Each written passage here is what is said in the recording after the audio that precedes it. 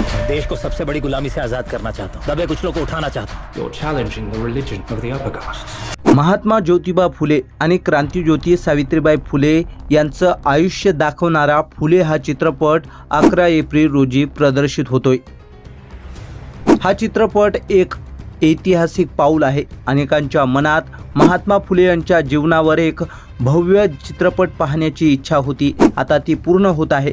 मात्र काही संघटनांनी या चित्रपटातील विशिष्ट दृश्यांवर आक्षेप नोंदवले आहेत। समस्त ब्राह्मण समाजाच्या भावना याच्यामुळे दुखावल्या गेलेल्या आहेत, कारण जान्हवी आणि शेंडी ही आमच्या अस्मितेचा विषय आहे खरं तर। एप्रिलला अशी दृश्य घेऊन जर पिक्चर रिलीज केला तर आम्ही हे पिक्चर बंद पाडू। ब्राह्मण आणि ओबीसी संघटनांनी या चित्रपटातील काही दृश्य वगळण्याची मागणी केली, पण ती का? त्यामागं कारणं काय आहेत? फुले चित्रपटांच्या कोणत्या दृश्यावरती आक्षेप घेतला जातोय हेच आपण आजच्या व्हिडिओच्या माध्यमातून पाहणार आहोत। त्याआधी आपल्या चॅनलला सबस्क्राईब करायला विसरू नका। सुरुवात करूया ब्राह्मण महासंघाच्या आक्षेपावरून। ट्रेलरमध्ये 1 मिनिट 4 सेकंदाच्या सुमारास एक दृश्य आहे। 7-8 वर्षाचा एक ब्राह्मण मुलगा ज्याची नुकतंच उपनयन संस्कार म्हणजे मुंज झालेली आहे, तो सावित्रीबाई फुलेंवर चिखल फेकतो। या दृश्यावर अखिल भारतीय ब्राह्मण महासंघाच्या सोनल भोसेकर यांच्या नेतृत्वाखाली विरोध दर्शवण्यात आला आहे।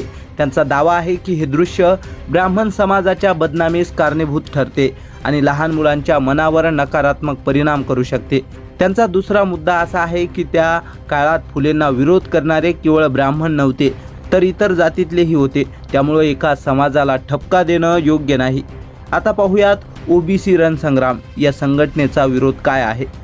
5 एप्रिल रोजी पुण्यात ओबीसी रणसंग्राम संघटनेकडून निदर्शने केली गेली आणि चित्रपटातील 3 मुद्द्यांवर आक्षेप घेतले। पहिला मुद्दा, चित्रपटाचं नाव। या चित्रपटाचं नाव फुले असे एकेरी ठेवण्यात आलंय। त्यांनी सुचवलं की एवढ्या मोठ्या व्यक्तिमत्वाचा सन्मान म्हणून नावात महात्मा ज्योतिबा फुले असं पूर्ण नाव वापरावं। दुसरा मुद्दा, ट्रेलरच्या 42व्या सेकंदाला महात्मा फुलेंना मारहाण होताना दाखवण्यात आलं। रणसंग्राम कार्यकर्त्यांचं म्हणणं आहे की फुले हे स्वतः एक मजबूत पैलवान होते। लहुजी सावळेंसारख्या क्रांतिकाराच्या तालमीत ते प्रशिक्षण घेत असत, त्यामुळे त्यांच्यावर हल्ला होणं हे ऐतिहासिकदृष्ट्या अचूक नाही। तिसरा मुद्दा, 1 मिनिट 12 सेकंदाच्या सुमारास सावित्रीबाईंना एका व्यक्तीला चापट मारताना दाखवलं गेलंय, पण ऐतिहासिक नोंदीनुसार त्या अत्यंत संयमी होत्या। जेव्हा त्यांच्यावर चिखल फेकण्यात आला तेव्हा त्यांनी तो स्वीकारून त्यातून प्रेरणा घेतली असं म्हटलं जातंय। या सर्व गोष्टी पाहता प्रश्न उभा राहतो, आपण इतिहास मांडतो की नव्याने घडवतोय, असा प्रश्न उपस्थित करत रणसंग्राम कार्यकर्त्यांकडून या चित्रपटातील काही दृश्यांवर आक्षेप घेण्यात आला। चित्रपटाची निर्मिती करणाऱ्यांनी मोठं आणि संवेदनशील काम हाती घेतलं आहे, मात्र महापुरुषांवरील चित्रपट करताना अधिक जबाबदारीनं आणि सत्यतेच्या आधारावर दृश्यांची मांडणी केली गेली पाहिजे असं त्यांचं म्हणणं आहे। आणि हे मुद्दे घेऊनच ओबीसी रणसंग्राम संघटनेकडून निदर्शनं करण्यात आली आहेत। मंडळी, इतिहास केवळ गौरवासाठी नाही तर सत्य समजून घेण्यासाठी असतो। फुले दाम्पत्याचं कार्य हे सामाजिक क्रांतीचं प्रतीक आहे। त्यांच्या संघर्षाचा सन्मान करताना आपण भूतकाळाची जबाबदारीने मांडणी केली पाहिजे। याविषयी तुम्हाला काय वाटतं? कमेंट करून नक्की कळवा।